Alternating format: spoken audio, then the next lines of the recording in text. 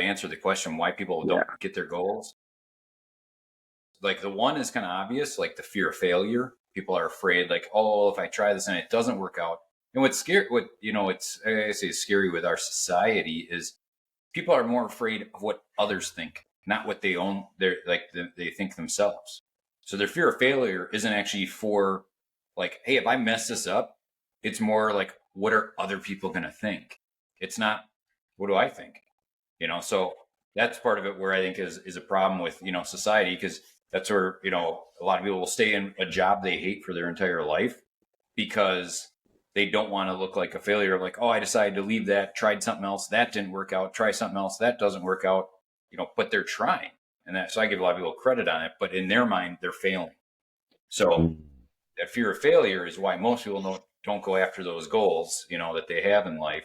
And then the other one that a lot of people miss out on or like don't think about, but is reality, is the fear of the success. Like, what if I get to there? Yeah. So Never like in your thought of case, that. like, yeah, I want to get in better shape. I want to get my 6-pack going again, and there are things along the way, which, we can talk on with like daily habits of ways to try and overcome those. But there's always things in life that are happening, and it's deciding, all right, what's essential to you right now and what's not. And Yeah. sometimes even that fear of success will pull us back from our goals, because it's like, well, if I achieve this, then what? And a great example when you're talking about getting like a 6-pack is diets. I think diets, and this is again my personal opinion, people have had some success with those, Yeah. but the problem with it is mentally, hey, I'm going to go on a diet. I'm going to cut my calories. I'm going to do this. I'm going to do this. And then, or, they do a training thing, like a 90-day thing, and then it's done and they stop. Well, Yeah. they had their success and now they celebrate. And a lot of times they'll overeat or take it down worse because they're like, I made it. I'm good. Done. I did it. And then they forget to stay at that level that they've been pushing for.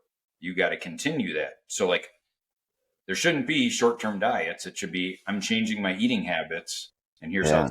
I'm changing my workout habits, and now I am this. Like, change your identity of it. Where, there's a good friend of mine, and he was about 300 pounds, and all of a sudden he decided, a couple of years ago, he's like, he's like, I got to start running because I need to lose some weight. And he started running, and it started with 100 yards, and now he's actually done a marathon. But his identity changed because he wasn't like, I'm doing it, or his purpose was, I'm doing this to lose weight. He started losing some weight, but then he realized, hey, I actually don't mind getting out and running. I like seeing that this improvement, and he never stopped that. So recently I asked him, I go, are you a runner? He goes, yeah. And so his identity has changed to, I'm a runner. Where I said, so now let's go back 3 years ago when you're 300 pounds. Are you a runner? No. And I go, well, what changed? Well, I just started going out and running. I go, but mentally, the change happened. That's the key one, not the, hey, I went out and did it.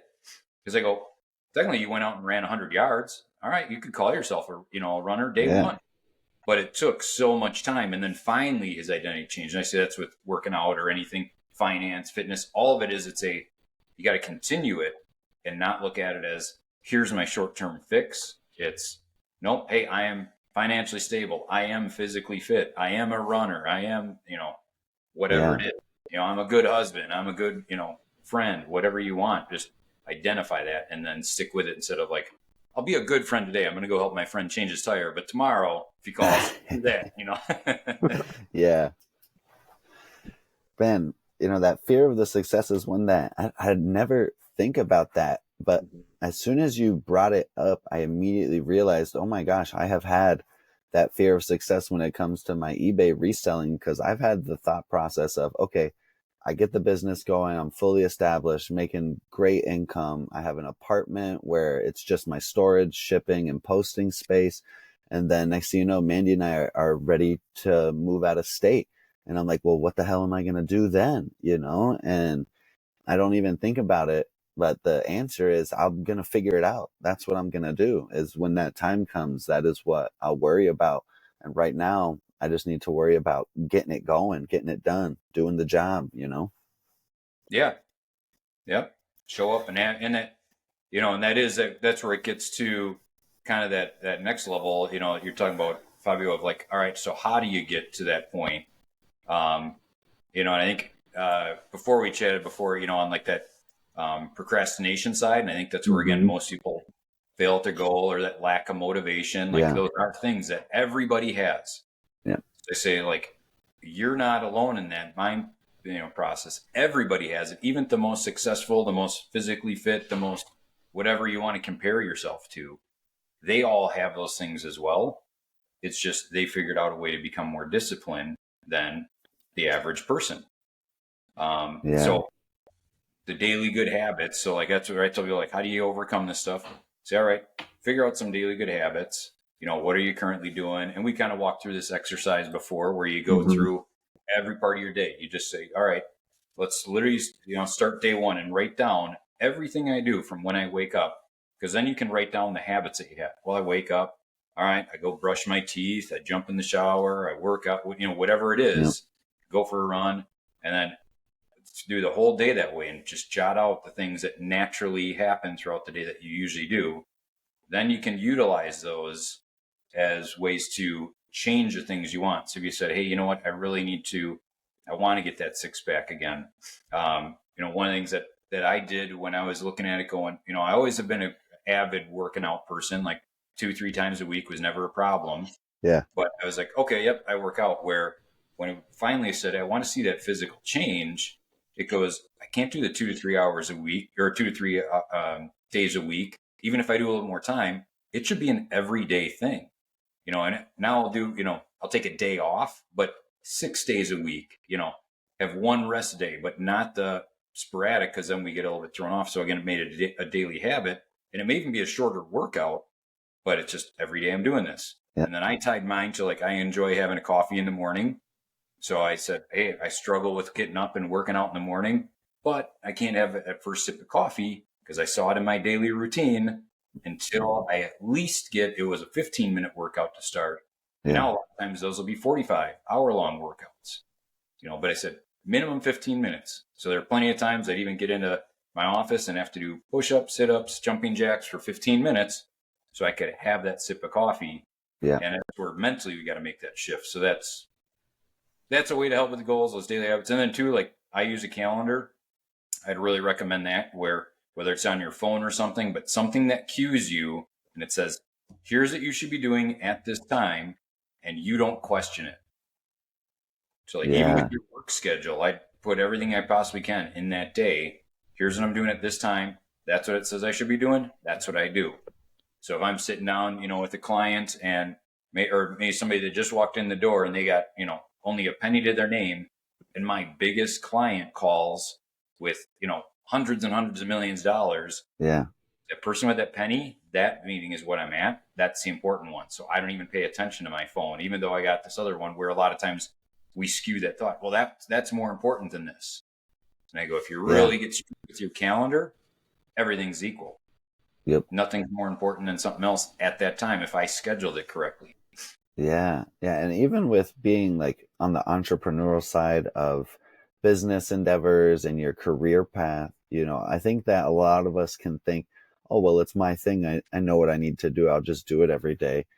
Although when you put it in a calendar and you have it like blocked on hours throughout the day, or whether it's like 30 minutes throughout the day, 45, whatever you put your calendar at, it makes a huge difference because it's like a commitment that you're making. It's almost like signing a contract saying at 9 a.m. I'm getting on the call with Mike and Fabio. At 10 a.m. Yep. I'm doing this. At 11, and then you can even just build it in too, where it's like, oh, I need to do this at 10, but I also need to eat. It's like, okay, we'll have breakfast / do this thing, and like make it something where it's like, if you need emails you need to answer or to send, you could do that while you're eating your bagel sandwich or whatever it might be, just to take that discipline and that commitment to the next level. Putting it in a calendar does wonders for that. It's a huge change.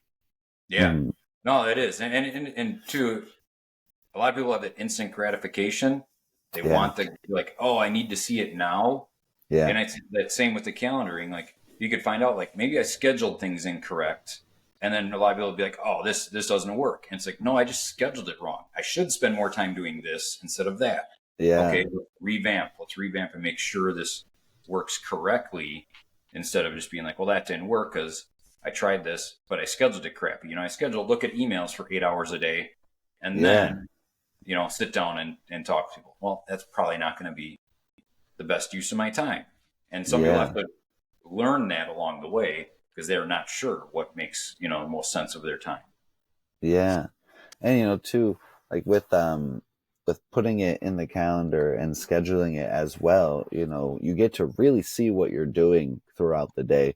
Because I'm sure that there are a lot of us who think we do a lot, but if you actually had a camera following you, you would see those moments where you pull out your phone. Next thing you know, 30 minutes later, you're still scrolling. You're like, oh my gosh, 30 minutes, an hour, or whatever it might be, where you're just finding things that are like, oh, you're kind of wasting time. Like for me, the big one is like since working from home, doing the dishes, doing the laundry, cleaning up, stuff that I very well could do at the beginning of my day or do at the end of my day, as opposed to just being like, oh, wow, yeah, I forgot. I need to change this load real quick. And then next thing you know, I do that. And then I'm like, oh, let me clean this countertop. And then let me like scrub this down. And then it's like an hour, 2 hours later, like when you have that schedule and you set yourself to that schedule, it makes it so that you will literally find the time for whatever you need to get done. People think that 24 hours in one day isn't enough. And it's like, no, that is so much. There's so much you could do with that amount of time. Yep. Mm-hmm. And we all get the equal amount of time, as far as in a day. And it's just putting it out there. And then two, realizing, what are the important things for that day? It's not like, a lot of people tell people about calendaring and they'll just put the same thing every day. And they go, well, every day could be different. Like today, I can tell you exactly in my calendar, it actually has at 4:30, it says, don't forget to take the office garbages out because we own the building. And it's like, all right, we got 2 garbage bins. They come at like 6 a.m. in the morning. So if I forget to take those out today, and all I got to do is slide it to the curb. It takes less than 5 seconds. But if I don't do that, they don't take it from the regular spot. Then I'm piling up on that garbage. And it's like, all right, so simple things like that. They're in my calendar. Like, hey, don't forget this happens today. Do this at 4:30. Okay, I run down, boom, back up. So. Yep. And I think that a lot of our viewers are really young too, and so just to let them know, like you have to reach a certain level of development and maturity before you can really start like holding yourself so accountable. And until then, you've got usually 1 or 2 people in your house who will do it for you. Tell your parents what you want to do, tell your friends your goals and how you're going to get to them. And then maybe find out that they have a similar goal and they want to be on a similar path. Now you have an accountability buddy. You can hold each other accountable. Because I know that as an adult, my fiance goes to work in the office and she's answering emails, on calls, giving tours of venues all day. It's me and the dog at home. The dog is not going to hold me accountable to anything. She's going to let me know when she has to poop and pee, and then I'll take her out. But all the time around that, it's all up to me to hold myself accountable. So every once in a while too, a person I like to use is I'll call you, Mike, or I'll call my mom and I'll just be like, I just need the real talk, like tell me like how it is. This is what I'm doing. Listen to me. And then just like talk to me like I'm just an adult, like don't talk to me like a friend or a son or anything. But definitely it takes some time to get to that place for sure. To do it on your own, especially. Yeah, and there is. I mean, going back to my teaching days when I was, a teacher, I actually studied on this, and it is brain doesn't develop the same for everyone. That's why we do have the adult age at age 18, because for most, their brain's fully developed at that time. So there's times when I always give the example. I remember I was in 8th grade and I took a calculus class. Or it was like a pre-calc, or no, it was not calculus, algebra, pre-algebra.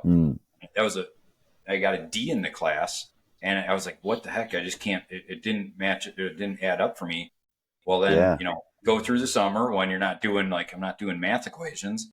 So next year I took the same class again, and it was so easy. I aced it. Yeah. I'm like, what just happened? Well, something, again, at that age shifted, in my brain. So again, you got to watch that side. So yeah, if you have a lot of young viewers, like, don't get disgruntled on it, but also don't use it as a crutch. Like, oh, I can't do it because my brain isn't there yet.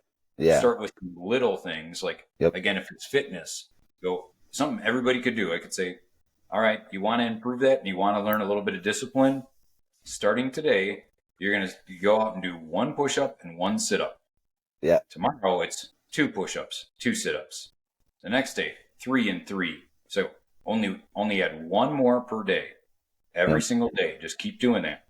And see, I mean, all of a sudden, by the end of 2 months, you're going, I'm doing 60 push-ups and 60 sit-ups a day.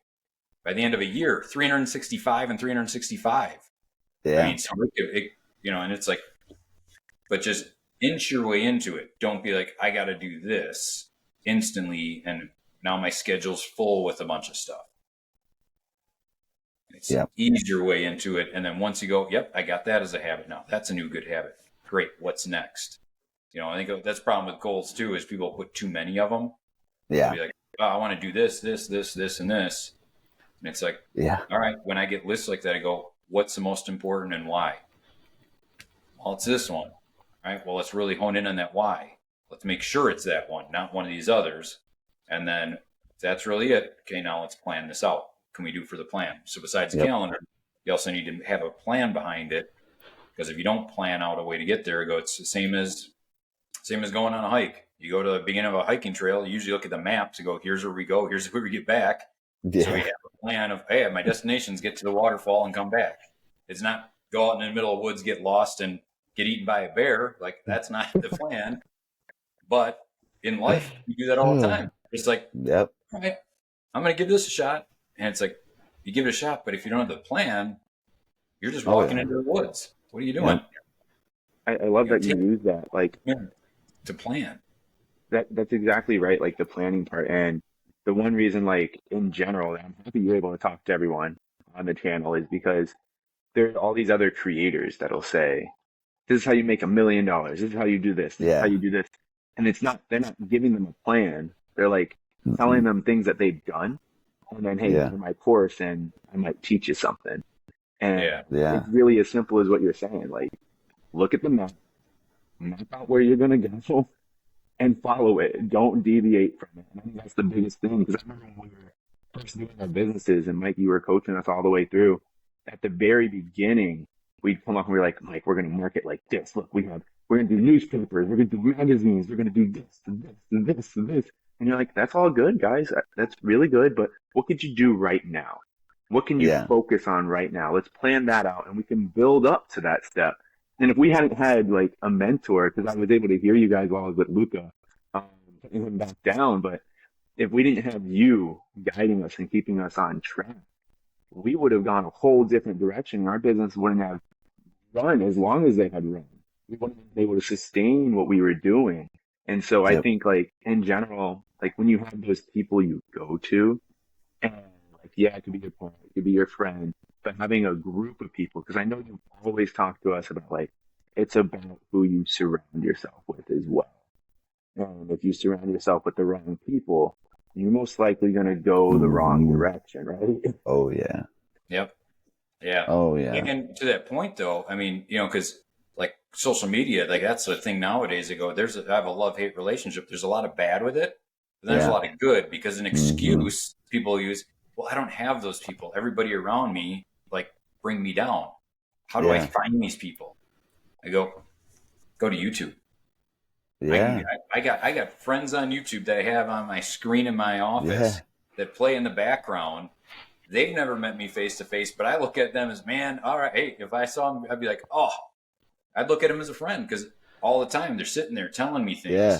And again, they're at the point where, whether it's mentally, physically, financially, wherever it is, they're at the next level I want to go to. And that's where you hear, hey, surround yourself with people that are, better than you in that area. Because that's the other thing too. No one's better than anyone else as a person.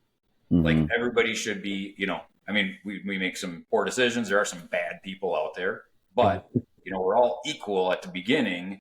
And then again, looking at people equally the whole time. Again, I just shared, I take the garbage out here and I go, I own the building.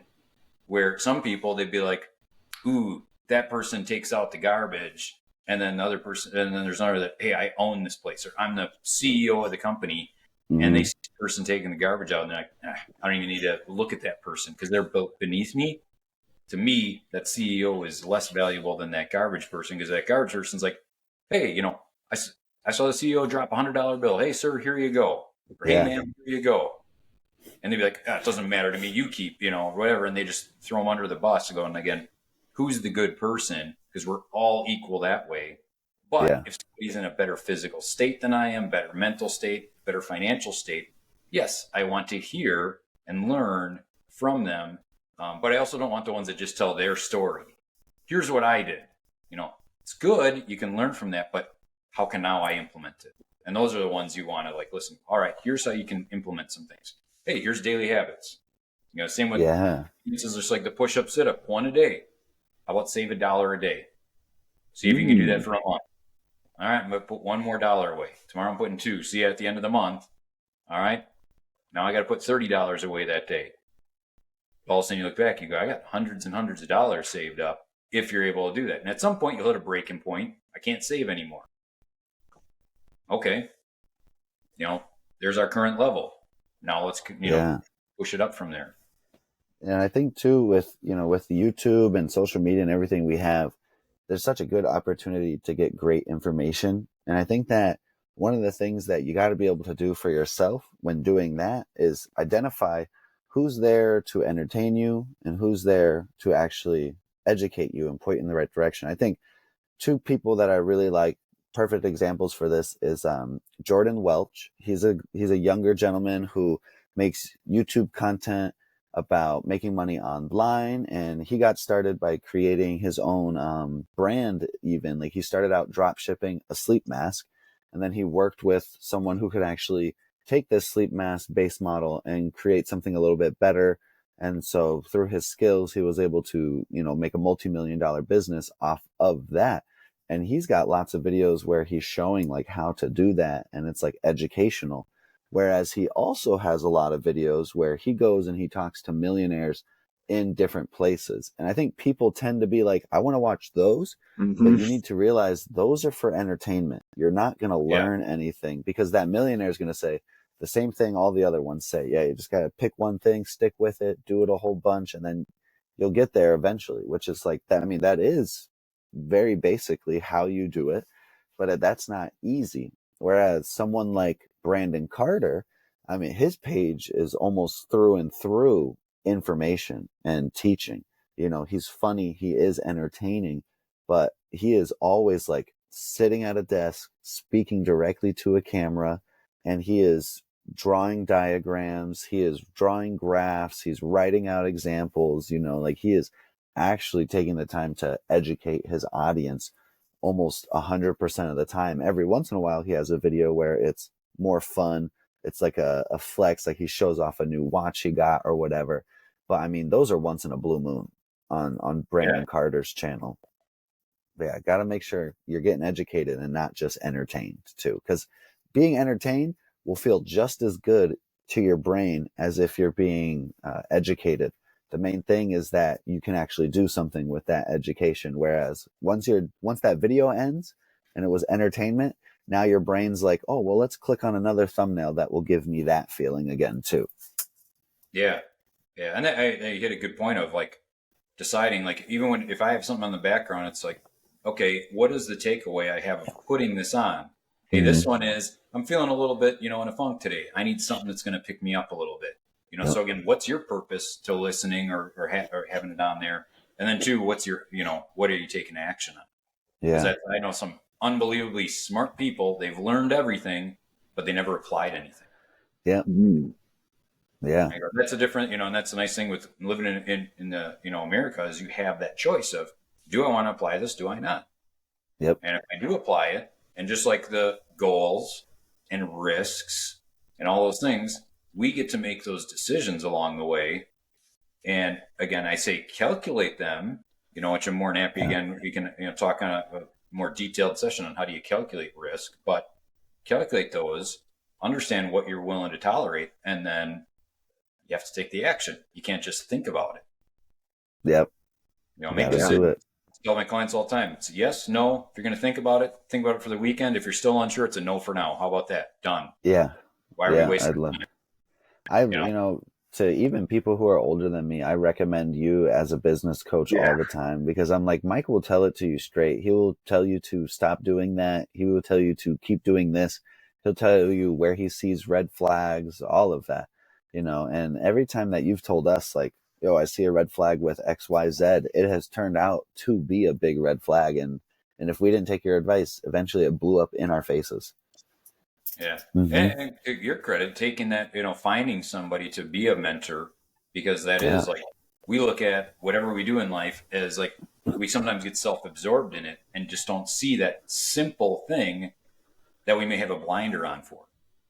And again, Yeah. I do it too. That's why I ask a lot of times opinions. I go, I've gotten some of the best advice from people that are, still in, elementary school. They'll say something like, that's a good way to look at life. Why didn't I think, Yeah. or whatever it is. And you're like, huh. So like, just because, oh, hey, I have, more education, I made more money, whatever, it doesn't mean you can't learn. Yeah. I can learn from anybody, and I can apply things that they see that I might not see. Yeah. It's like always a good reminder that there are millionaires out there who do not know how to read. And Mm-hmm. Yeah. most people know how to read. So it's all up here. It's all Yeah. up here. That's what's holding you back at the end of the day. What would you say is like the number one tip of even just starting to set your goal? Like, how can you make sure you're choosing the right one and you're not just doing it because you feel like you should do it? Yeah, that's a good one. I mean, there's a couple, answers to that. I'd say the first one is, one, write down the things that you do, like that you want to change in your life. And I always tell people, change is a good thing. It's not a bad thing. It's, we should always constantly be challenged with something, so that's why it's not bad. So, all right, what are those things you want to, change, modify in your life? Then, all right, the whys behind it. And then, a lot of times I'll say, all right, well, what are you willing to do? So that's the plan part. How are you going to plan it? And then two, there's then the risk factor. Okay. Is this a lot of risk, little risk?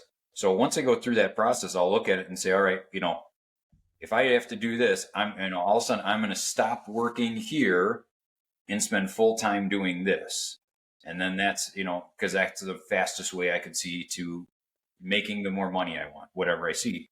But then I'll go on the risk factor and go, all right, what's the worst case scenario? And this too, like, that's a good question to ask on your goals. Like, all right, if I, worst case scenario, if I do this, worst case scenario, if I don't do this. And then you'll see where your tolerance is.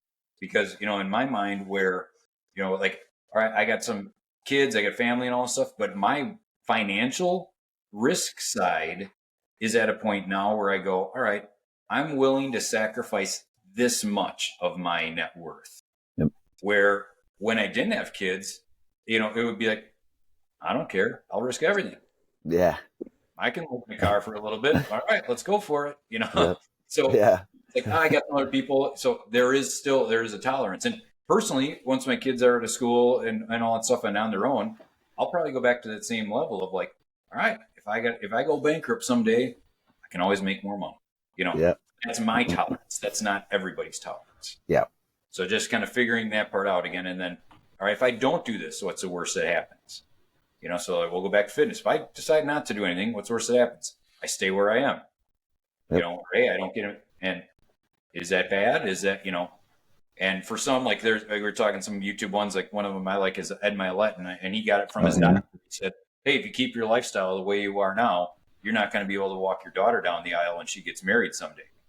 And that hit him, and now the guy works out. And he's for years and years and years, every day, he's smart on his eating, smart on his working out, because that changed something in his mind to go, yeah, that's a worst case scenario I don't want. So I'm not going to stay the same. I have to make the change, because now my worst case scenario is, hey, I'm in a little bit better shape. All right. How bad is that?